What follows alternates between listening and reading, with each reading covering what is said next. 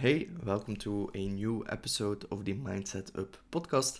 In these solo episodes, I share more about my entrepreneurial journey, the good, the bad, and the ugly. I had an assignment of my coach, and it was to look at a video, a 2 hour long video of Steve Harrison. I don't recall the name completely correct, but he's a leadership coach, or he's like a coach for very important people, mostly CEOs in like Fortune 500 companies. And the video that I've watched from him was about setting your personal internal commitment. And I must say that this video has helped me, together with the coaching that I'm following, to make my commitment to building my company, my business, Client Revolution, to really fully commit to it without having doubts, without hesitation. Because, for example, I just had a sales meeting which didn't go through, and I was at the edge of crippling from insecurities and doubts of shit, he didn't show up, is this going to work, is this working? And I said to myself, no, I'm fucking committed to this. He didn't show up, doesn't matter, just go on to the next one. And it's not easy to say that. It's easy to switch the button in your head now, but it hasn't been easy. So for the last weeks, last months, every setback that I had, I was immediately crumbling down, being insecure, thinking like, damn, is this really what I should be doing? Maybe I should get another approach. And I noticed that today I don't have that. And I have like this sense of commitment again in my younger years. And it's not that I'm old or something, I'm still young as fuck. I'm 25, but the first business that I've started building was together with my dad, and it was like in 2019, 2020, so that's 5 years ago. And I remember the commitment and the I don't give a fuck attitude that I had back then. And in these last years, I've lost it due to setbacks that I had, due to lessons that I've learned along the way. And I looked at myself in my younger years like, ooh, I don't want to be like that dude, because to be honest, he was a little bit cringy sometimes, and that's totally okay. And I started looking at it from a different perspective, and I looked through the cringiness of the videos that I used to make, and I was like, I figured it out. This is what you should be doing. You're all messing it up. But I had no clue what I was doing. I was just pretending, and I was ashamed for a long time by that.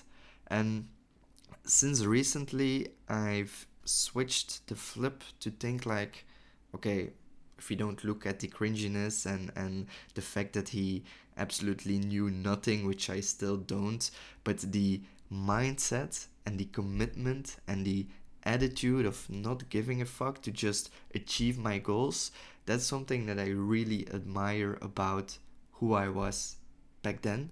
I'm still the same person, but that commitment, that mindset, it faded a bit over the years. And I'm starting to notice that I'm tapping back into that potential, but on a more healthy, more balanced kind of way, because I know myself a little bit more. I know how I want to be perceived as myself, and I know that I don't want to preach like, you should do this, you should do that. I don't want to do that because that's not who I am. And I didn't know that when I just started out. So I was like, you should do this and you should do that. I don't know. I thought I wanted to share this because I'm going to link the video as well beneath this video. And I'm pretty sure that it's going to be helpful for you if you are struggling to really commit to something. You want to achieve a lot in your life. You want to do a lot of different stuff in your life, but you don't have the courage or the momentum to be like, okay, I'm going to focus on this one thing to be the truly best. And I hope that video helps you. I'm pretty sure it will help you. It will definitely give you a bit of motivation, but I also think that it's going to help you in the long term to stay committed to what you decide that you want to commit on. And for me, I'm committed to building Client Revolution, building my business, and that's what helps me with saying to the dude that didn't show up for the meeting, like, it doesn't matter.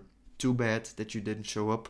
Let's go to the next one. This isn't a failure. This isn't even a setback. It's just a meeting that didn't went through.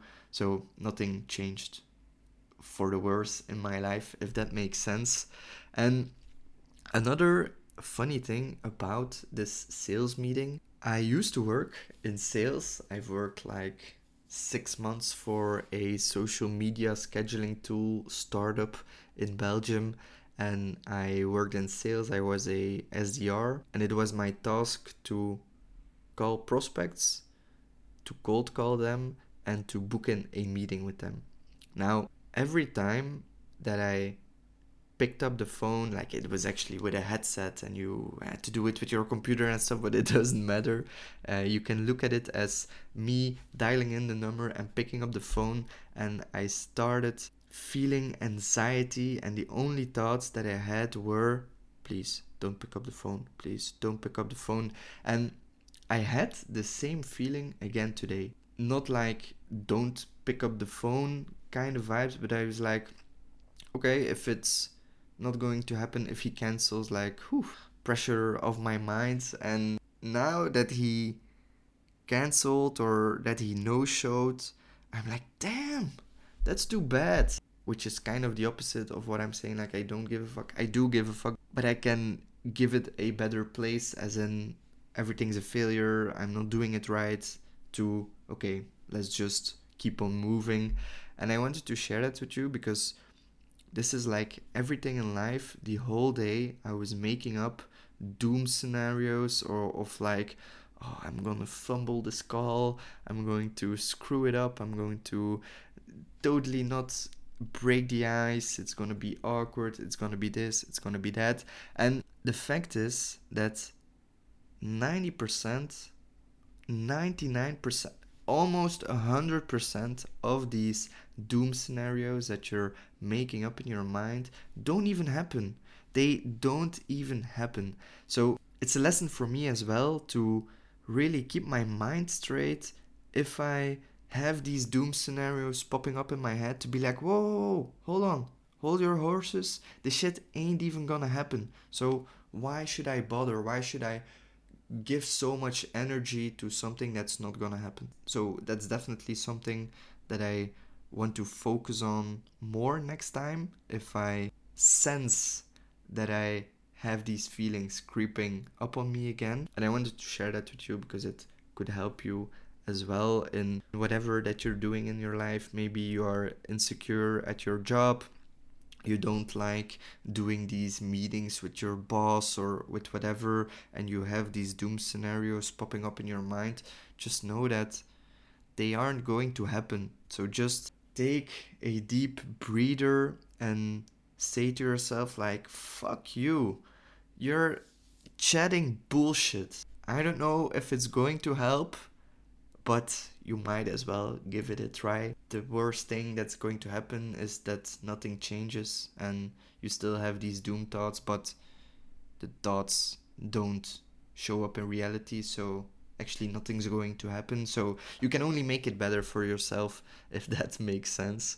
And this week we're back with the accountability, so we are all synced up, lined up, and my goals for this week are doing 100 outreaches to creators without an offer, without a funnel, to cold DM them and say, hey, I can help you if you want to monetize your audience without selling your soul to the devil. That's my value prop.